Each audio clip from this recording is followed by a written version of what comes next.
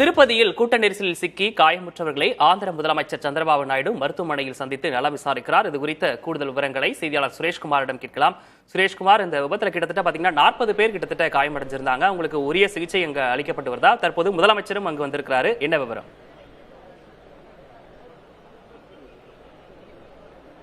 விக்னேஷ், தற்போது நாம் இருக்கக்கூடிய இந்த இடத்தில்தான் ஆந்திர முதலமைச்சர் சந்திரபாபு நாயுடு நேரடியாக வருகை தந்திருக்கிறார். எதற்காக என்றால், நேற்றைய தினம் ஒரு துயர சம்பவம் திருப்பதியில் அரங்கேறியது. அதாவது வெங்கடாஜலபதியை வைகுண்ட ஏகாதசி ஒற்றி பார்ப்பதற்காக வருகை தந்து அந்த இலவச டோக்கன்களை பெறுவதற்காக வந்த பக்தர்கள் தான் இந்த கூட்ட நெரிசலில் சிக்கினார்கள். 50க்கும் மேற்பட்டோர் இந்த கூட்டத்தில் கீழே விழுந்த நிலையில் அவர்கள் மேல் ஆயிரக்கணக்கானோர் அந்த இடத்தை விட்டு ஓடி இருக்கிறார்கள். இப்படிப்பட்ட நிலையில்தான் சுமார் 50 பேர் பலத்த காயமடைந்தனர். அவர்கள் 6 பேர் பரிதாபமாக உயிரிழந்தனர். இப்படிப்பட்ட நிலையில் 40க்கும் மேற்பட்டோர் அவசர ஊர்திகள் மூலியமாக மீட்கப்பட்டு திருப்பதியில் இருக்கக்கூடிய அரசு மருத்துவமனை மற்றும் நாம் தற்போது பார்த்துக் கொண்டிருக்கக்கூடிய இந்த மருத்துவக் கல்லூரி மருத்துவமனை, அரசு மருத்துவக் கல்லூரி மருத்துவமனை என 2 இடங்களிலுமே கொண்டு வந்து அவர்கள் எல்லாம் சேர்க்கப்பட்டார்கள். இப்படி இருந்த நிலையில்தான் சிறு காயங்களோடும் லேசான காயங்களோடும் வருகை தந்திருக்கலாம். உரிய சிகிச்சை அளிக்கப்பட்டு அவர்கள் எல்லாம் வீட்டுக்கு அனுப்பி வைக்கப்பட்டிருக்கிறார்கள். இருந்தாலும் அதிக அளவில் காயமடைந்தவர்களும் எலும்பு முறிவு போன்ற உடலுக்கு பெரிய அளவில் பாதிப்பு ஏற்பட்டவர்களும் நாம் பார்க்கக்கூடிய இந்த அரசு மருத்துவக் கல்லூரி மருத்துவமனையை தான் தொடர்ந்து சிகிச்சை பெற்று வருகிறார்கள். இப்படிப்பட்ட நிலையில் அவருடைய உறவினர்கள் எல்லாம் பெருத்த ஒரு சோகத்தில் மூழ்கி இருக்கிறார்கள். 6 பேர் தமிழகத்தை சேர்ந்த ஒரு பெண் உட்பட 6 பேர் இந்த கூட்ட நெரிசலில் சிக்கி உயிரிழந்த நிலையில் தற்போதும் 20க்கும் மேற்பட்டோர் தீவிர சிகிச்சை பிரிவில் சிகிச்சை பெற்று வருகிறார்கள். இப்படிப்பட்டவர்களை நேரில் சந்தித்து ஆந்திர முதலமைச்சர் சந்திரபாபு நாயுடு நேரடியாக அவர்களை நலம் விசாரித்து அவர்களுக்கான ஆறுதலை கூறுவதற்காக வருகை தந்திருக்கிறார்.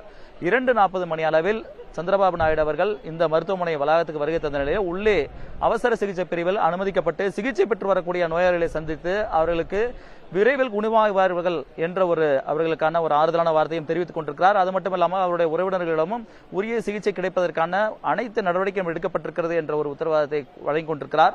இதைத்தான் இப்போது உள்ளே ஆந்திர முதலமைச்சர் அந்த காயம்பட்டு சிகிச்சை பெற்று வரக்கூடியவர்களுக்கு தெரிவித்துக் கொண்டிருக்கிறார். இப்படிப்பட்ட நிலையில், அதாவது குறிப்பாக இந்த சம்பவம் நிகழ்ந்த உடனேயே பக்தர்களுக்கு எந்த விதமான பிரச்சனையும் உருவாகாத வகையில், அவருக்கு எந்த அசௌகரியமும் ஏற்படாத வகையில் நாளைய தினம் வைகுண்ட ஏகாதசியை ஒட்டி லட்சக்கணக்கான பக்தர்கள் இந்த தினத்தில் ஏழுமலையானை நேரடியாக தரிசிக்க வருவார்கள். அவர்களுக்கு எந்த இடையூறும் ஏற்படாத வகையில் அவருக்கான டோக்கன் விநியோகத்தை உடனடியாக மேற்கொள்ள வேண்டும் என உத்தரவிட்டார்.